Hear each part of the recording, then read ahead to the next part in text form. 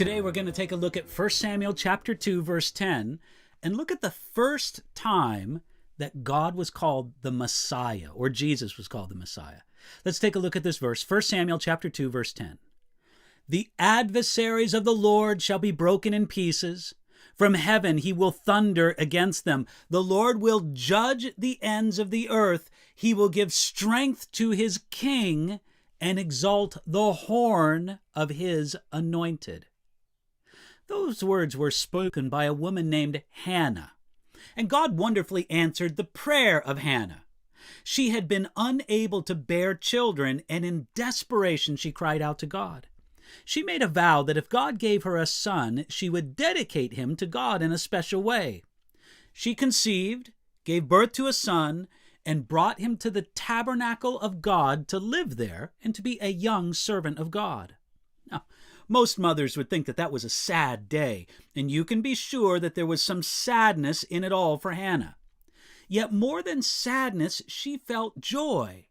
And she used that occasion to pray a special song to God, one that began, "My heart rejoices in the Lord." That's in 1 Samuel chapter 2, verse 1.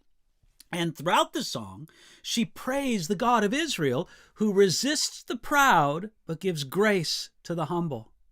She ended the song with this line, "He will give strength to his king and exalt the horn of his anointed."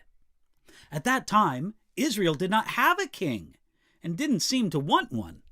So when Hannah spoke of his king, she was looking ahead to the Messiah who would finally set all wrongs right. Without referring to him by name, Hannah looked forward to Jesus Christ because he is his anointed, as it's mentioned in verse 10. He is the anointed one of God the Father. This is the first place in the Bible where Jesus is referred to as the Messiah. Now, certainly isn't the first prophetic look forward to Jesus. That begins as early as Genesis chapter 3, verse 15, where Jesus was described as the seed of the woman who would crush the head of the serpent Satan. Still, Hannah's mention of Jesus is special because she had the honor of first referring to the conqueror of Genesis 3:15 as the Messiah to come. Our word anointed in English is the same as the Hebrew word Messiah and is the same as the ancient Greek word Christ. Later, David would call Jesus Messiah, as would Nathan, Ethan, Isaiah, Daniel, and other prophets in the Old Testament, as well as the apostles and the prophets of the New Testament. Jesus is the Christ, the Messiah, the anointed one. We might say that Jesus is anointed as prophet, as priest, and as king.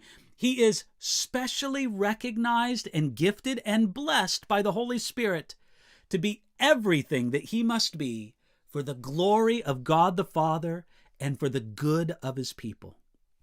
All of this and more is wrapped up in the glorious title Anointed. That is, Christ and Messiah. It's wonderful to think that that title was first used by a woman thanking God for answered prayer in the joy of dedicating something very precious to her unto him. Give thanks to God yourself today.